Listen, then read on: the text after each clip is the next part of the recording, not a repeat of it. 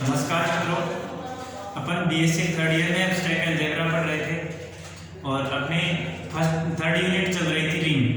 ठीक है, रिंग में अपन ने डेफिनेशन पढ़ी थी। लास्ट टाइम फील्ड की डेफिनेशन पढ़ी थी और फील्ड क्षेत्र। फील्ड क्या होता है? एफ प्लस और डॉट। अपन पढ़ रहे थे abstract algebra.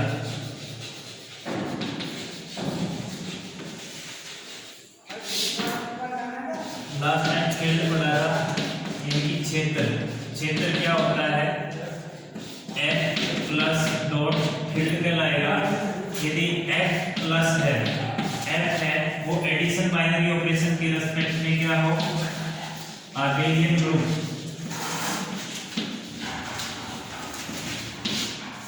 F addition binary operation के रेस्पेक्ट में आबेलियन ग्रुप हो और F minus zero non zero संख्याओं का समुच्चय और ये मल्टीप्लिकेशन बाइनरी ऑपरेशन के रेस्पेक्ट में आबेलियन ग्रुप हो।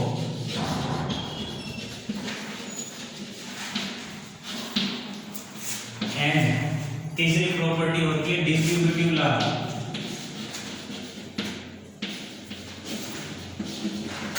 होल्ड करें, ये तीन प्रॉपर्टी को होल्ड करें तो ये एफ प्लस डॉट ये क्या क्षेत्र कहलाएगा।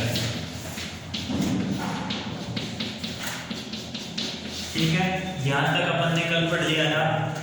अब आज पढ़ रहे हैं Boolean ring. Boolean ring, Boolean ring क्या होती है?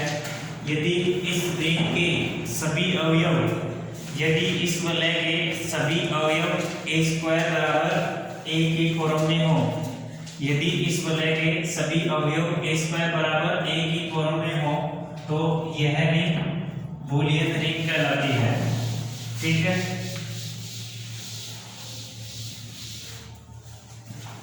देखो एक वलय बूलियन वलय कहलाता है। बूलियन रिंग, बूलियन वलय, एक वलय बूलियन वलय कहलाता है।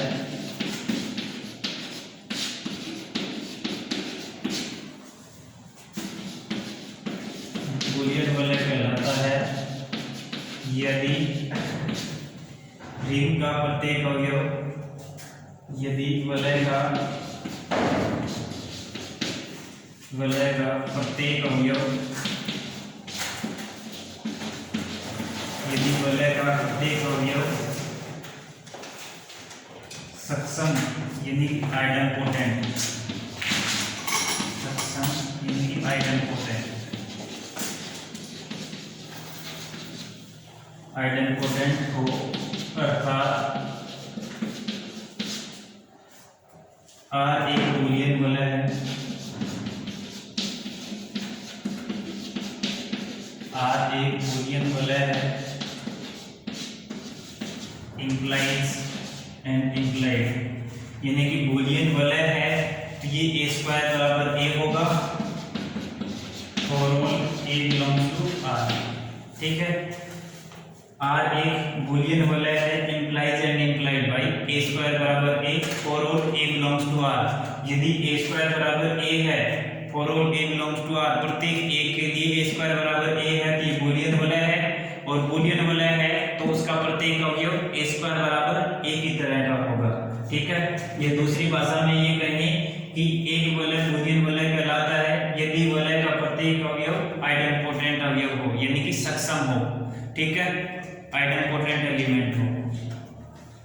दूसरी भाषा है पी वलय, पी वलय या पी रिंग। ठीक है, एक वलय आर टी वलय कहलाता है, एक वलय आर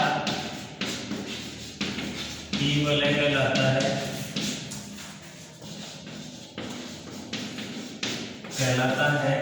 यदि इसका प्रत्येक अवयव, यदि इसका प्रत्येक अवयव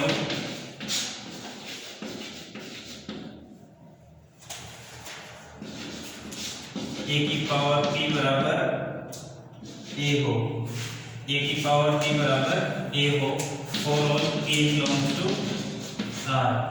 ठीक है, r रिंग है और रिंग का प्रत्येक अवयव a की पावर p बराबर a की तरह ट्रीट करे तो वो p वलय कहलाता है। ठीक है, यदि a स्क्वायर बराबर a हो तो वो बूलियन रिंग कहलाता है, और a की पावर p हो, a की पावर p बराबर a हो तो वो p वलय कहलाता है। ठीक है, नेक्स्ट है units of ring. Units of ring या वलय का व्युत्क्रमणीय अवयव, वलय का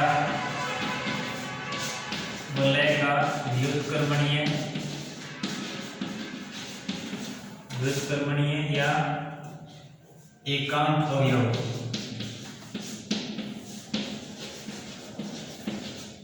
अर्थात units of ring, units of ring. ठीक है, देखो यूनिट्स क्या होते हैं।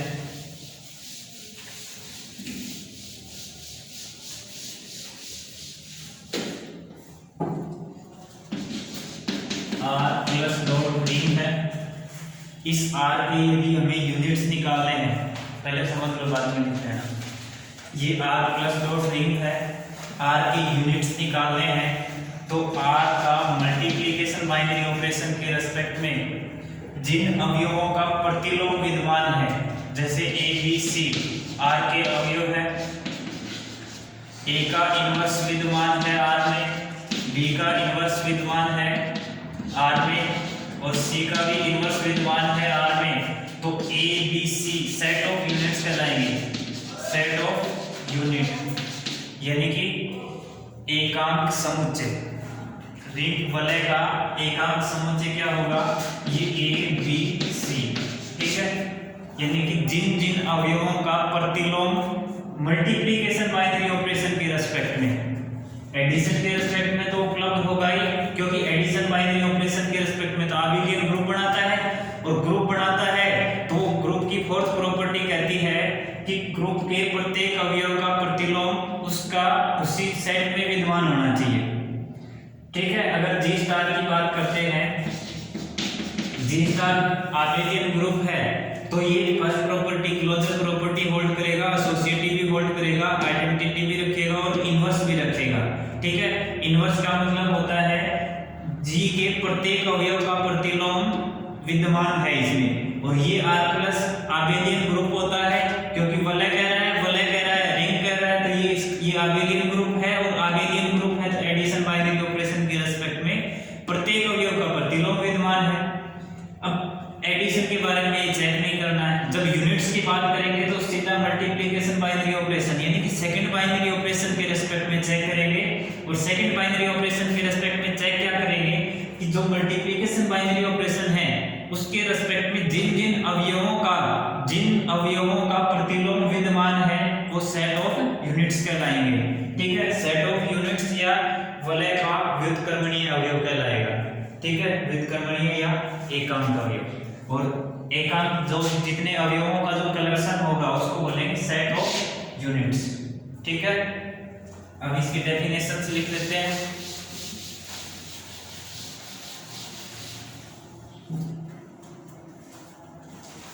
डेफिनेशन में लिखेंगे एक वलय R जो कि क्रम विनिमय वलय है, क्रम विनिमय तत्समक वलय है। एक वलय R जो कि क्रम विनिमय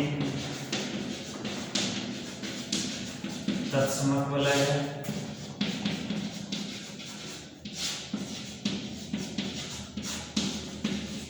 क्रम विनिमय तत्समक वलय है का अवयव A बिलोंग्स टू R में व्युत्क्रमणीय अवयव है, R में व्युत्क्रमणीय अवयव है, R में व्युत्क्रमणीय अवयव है, यदि R में एक ऐसा अवयव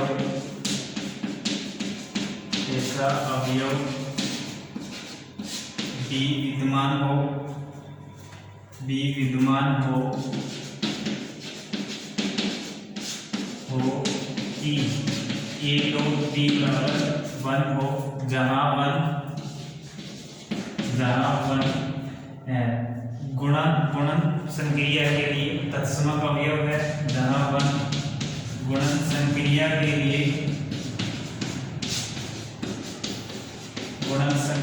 लिए तत्समक अवयव है।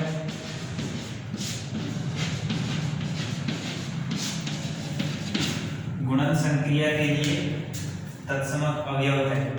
ठीक है, देखो क्या कहा है, एक वलय R जो कि क्रम विधि में तत्समक वलय है, कम्यूटेटिव है और आइडेंटिटी एलिमेंट है उसके पास।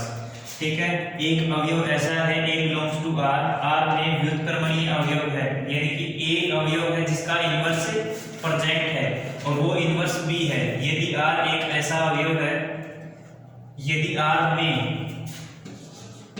एक ऐसा अवयव B विद्यमान हो कि A डॉट B बराबर 1 हो, यानी कि A R का अवयव है जो व्युत्क्रमणीय अवयव है, इसके रिस्पेक्ट में B ऐसा अवयव विद्यमान है कि A डॉट B बराबर 1 है, जहां 1 है वो गुणन संक्रिया के लिए तत्समक अवयव है, आइडेंटिटी एलिमेंट है।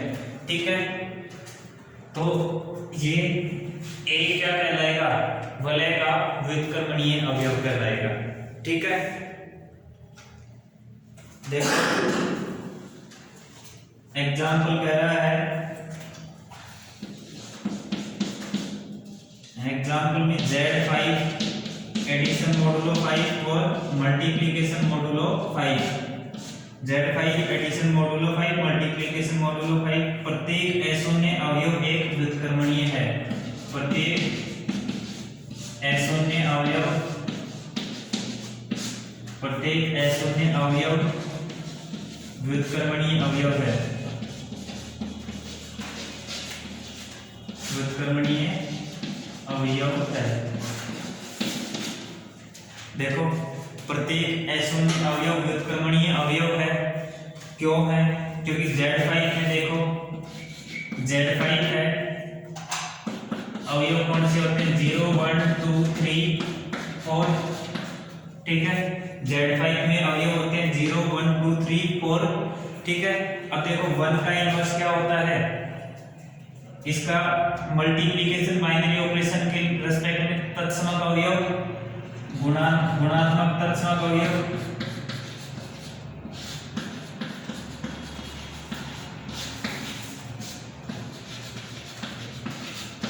गुणन संक्रिया के लिए तत्समक अवयव क्या होगा, 0 को किसके साथ मल्टीप्लाई करें कि 0 आए, किसी के साथ ही कर दो तो 0 आएगा। 1 को किसके साथ गुणा करें कि 1 आए, 1 के साथ। 2 को किसके साथ गुणा करें कि 1 आए, 2 आए। देखो 1 गुणा 1 1, 2 गुणा 1 2, 3 गुणा 1 3, 4 गुणा 1 4। ठीक है, तो 1 क्या हो गई यहाँ पे, आइडेंटिटी यानी कि तत्समक अवयव, तो गुणात्मक तत्समक अवयव 1 होगा। और देखो प्रत्येक क्या कह रहा है, प्रत्येक अशून्य अवयव का अवयव व्युत्क्रमणीय अवयव है। अशून्य अवयव कौन सा है, 1, तो 1 का इनवर्स क्या होगा, 1 को किसके साथ मल्टीप्लाई करें कि 1 आए, 1 के साथ ही, तो 1 का इनवर्स बराबर, तो व्युत्क्रमणीय अवयव होगा। 2 को किसके साथ गुणा करें कि 1 आए, 2 को 1 के साथ करेंगे तो 2, 2 को 2 के साथ गुणा करेंगे तो 4, 2 को 3 के साथ गुणा करेंगे तो 6, 6 में 5 का भाग दिया, रिमाइंडर 1। अगर कितने से गुणा किया था, 3 से, तो 2 का इनवर्स कितना होगा, 3। नेक्स्ट देखो 2 का हो गया। 3 को किसके साथ गुणा करेंगे, बनाए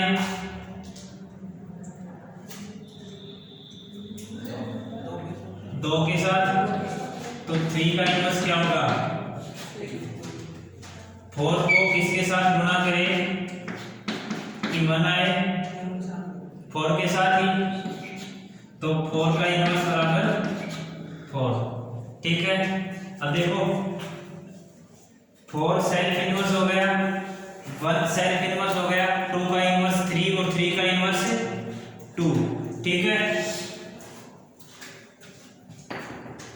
और जो सेट ऑफ यूनिट्स होता है वो अगेन एक अपने आप में ग्रुप फॉर्म करता है with respect to multiplication binary operation. ये गुणात्मक, ये 0 हटा देंगे ना,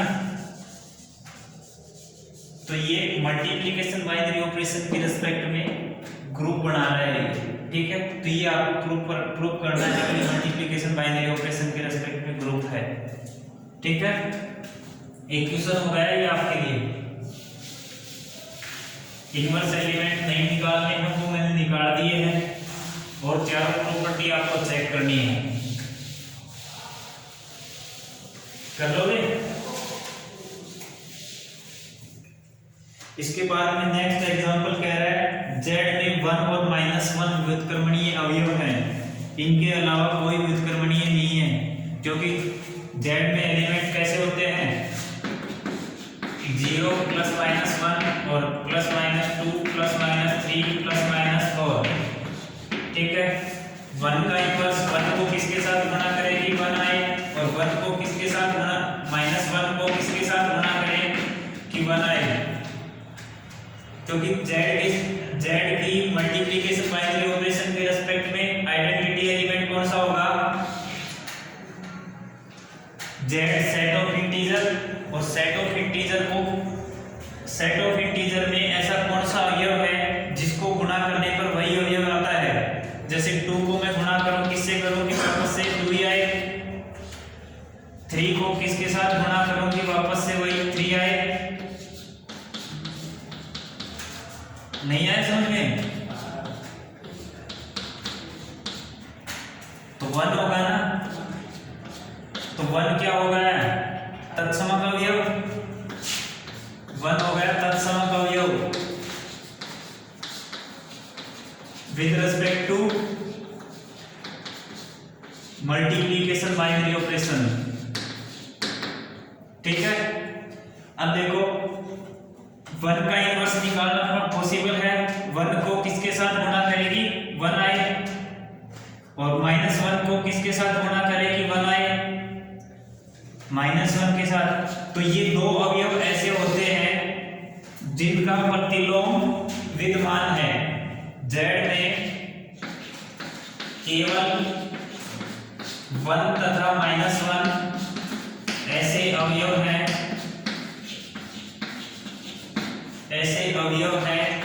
जिनके प्रतिलोम या व्युत्क्रमणीय अवयव विद्यमान है।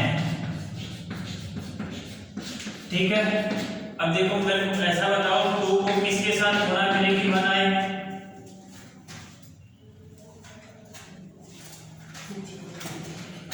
टू को किसके साथ गुणा करेगी 1 आए,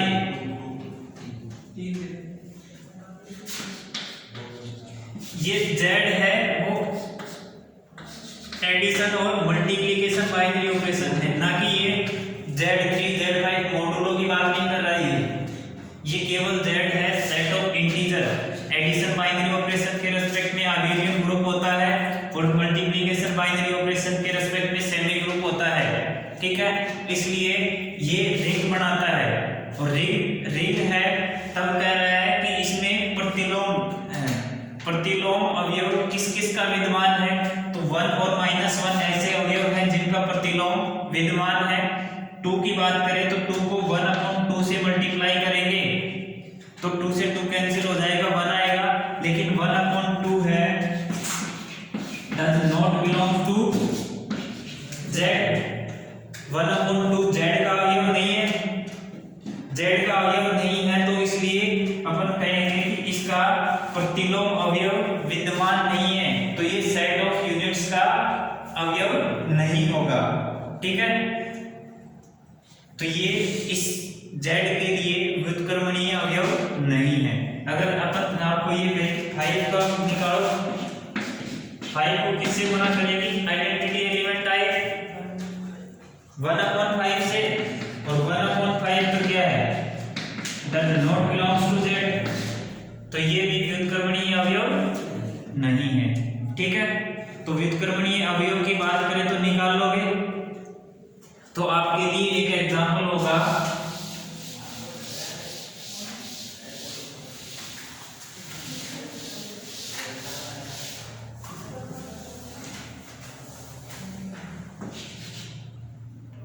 z 10 एडिशन मॉडुलो 10 और मल्टीप्लिकेशन मॉडुलो 10 के व्युत्क्रमणीय अवयव बताओ,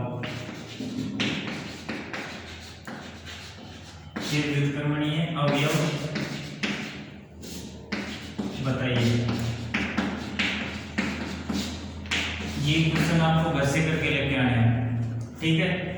2 नंबर होगा r प्लस डॉट, r है सेट ऑफ रियल नंबर, वास्तविक संख्या,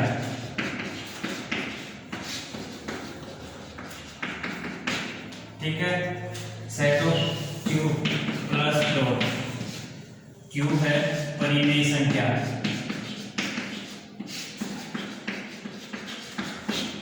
के व्युत्क्रमणीय अवयव बताओ।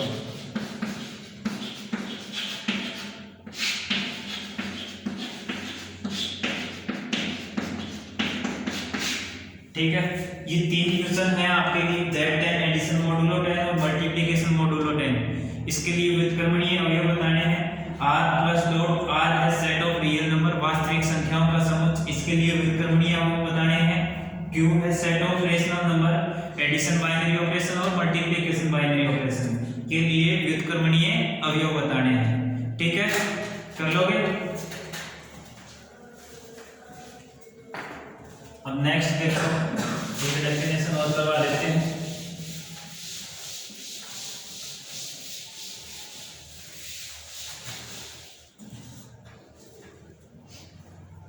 Cancellation law in a ring. Cancellation law आप जानते हो, मैंने ये 11th 12th में भी आपने पढ़ा होगा और फर्स्ट ईयर में भी, और आपने पढ़ा है, ये जब मैंने ग्रुप करवाया था उसमें भी पढ़ा है। कैंसिलेशन लॉ क्या कहता है, जैसे a प्लस b बराबर है a प्लस c, ठीक है।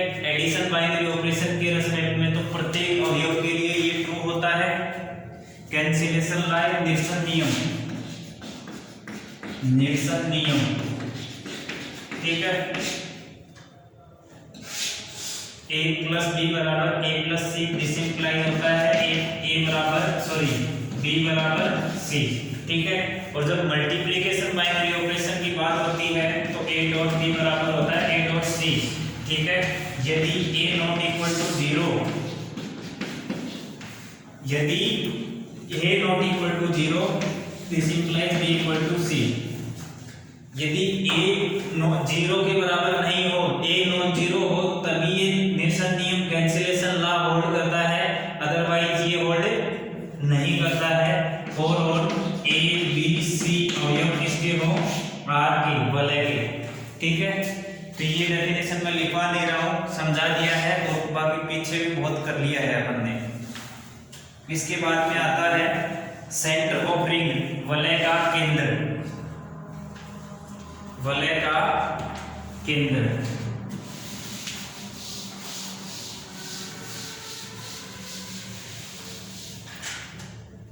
नेक्स्ट डेफिनेशन आती है वलय का केंद्र, सेंटर ऑफ रिंग।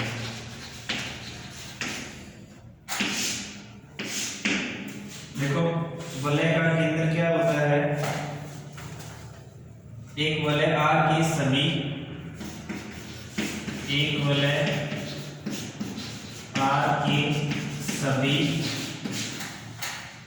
स्वयंयुग्मी अवयवों का समुच्चय, अवयवों के समुच्चय, अवयवों के समुच्चय C को बोले आर का केंद्र कहते हैं, आर का केंद्र कहते हैं।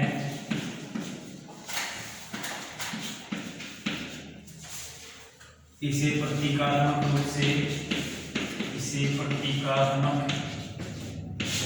रूप से C बराबर होता है वो आर के अवयव होंगे यदि आर ए बराबर ए आर और फोर ए अवयव है वो आर का। ठीक है, देखो इसका कहने का मतलब क्या हुआ, सेंटर में वो अवयव आएंगे जो रिंग के प्रत्येक अवयव के साथ कम्यूटेटिव हो, प्रत्येक अवयव के साथ क्रमविधि में हो। ठीक है, देखो इधर ध्यान दो एक बार, सी से डिनोट करते हैं सेंटर ऑफ रिंग और उसमें वो आर आते हैं, वो अवयव आते हैं जो रिंग के प्रत्येक अवयव के साथ कम्यूटेटिव होते हो, यानी कि आर ए बराबर ए आर। ठीक है, आर ए बराबर ए आर। जैसे मैं ये कहूँ कि Z3 एडिशन मोडुलो 3 और मल्टीप्लिकेशन मोडुलो 3, इसके लिए मैं बात करूं तो इसके लिए कंपोजिशन टेबल बना लेते हैं। मल्टीप्लिकेशन की बात करते हैं, ये मल्टीप्लिकेशन बाइनरी ऑपरेशन के रिस्पेक्ट में कम्यूटेटिव होना चाहिए और मल्टीप्लिकेशन बाइनरी ऑपरेशन के रिस्पेक्ट में मैं कंपोजिशन टेबल बना लेता हूं 0 1 2 0 1 2। देखो 0 को 0 से मल्टीप्लाई किया 0 0 0 0 0, 1 को 1 से, 1 को 2 से और 2 को 1 से, 2 को 2 से।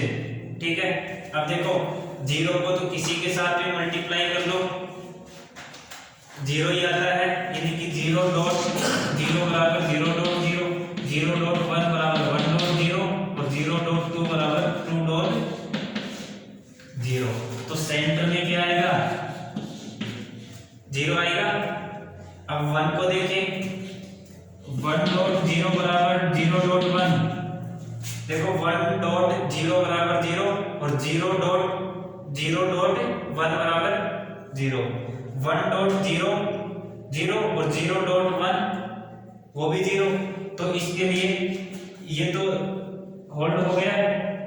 अब 1 डॉट 1 1 और 1 डॉट फिर 1 वो भी 1 और 1 डॉट 2 2 और 2 डॉट 1 वो भी 2, 1 डॉट 1 बराबर 1 डॉट 1, इसको तो लिखने की जरूरत नहीं है, और 2 डॉट 1 बराबर 1 डॉट 2 और वो किसके इक्वल आता है 2 के। तो सेंटर में क्या 1 को चेक किया है 1 आएगा, 0 आएगा 1 आएगा। अब 2 को चेक करें 2 डॉट 0 और 0 डॉट 2 दोनों 0 आ रहे हैं, 2 डॉट 1 2 और 1 डॉट 2 वो भी 2, यानी कि 0 डॉट 2 बराबर 2 डॉट 0 और 2 डॉट 1 बराबर 1 डॉट 2 दोनों इक्वल आ रहे हैं और 2 डॉट 2 बराबर 2 डॉट 2, ये तो वापस से 1 आ ही रहा है, तो 2 भी सेंटर का अवयव होगा। आया समझ में? नहीं आया? एक एग्जांपल और करवाता हूं। सेंटर में वो अवयव आते हैं जो रिंग के प्रत्येक अवयव के साथ कम्यूटेटिव होते हो, जो रिंग के प्रत्येक अवयव के साथ कम्यूटेटिव होते हो तो वो सेंटर के अवयव होते हैं। अपन वो ले ले, ये रियल नंबर, इनके लिए तो सोचना पड़ जाएगा। एक छोटा इसी के लिए लेते हैं, Z6 के लिए ले लें।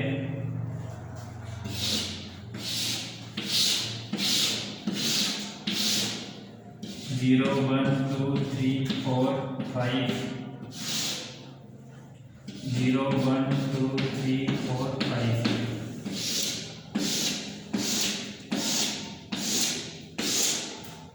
0 को 0 के साथ मल्टीप्लाई किया,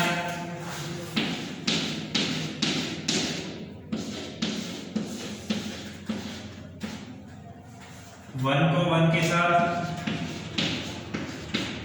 2 को 1 के साथ, 2 4 6 0, 2 4 8, 2 2 5 10, 4 3 6 को 0, फिर 3 0 और ये 3, 4 का 8 2 12 0 16 4 और 20 कितना 2 5 10 4 15 3 20 2 और 25 1। ठीक है, अब देखो मैं यहाँ लिख रहा हूँ सेंटर।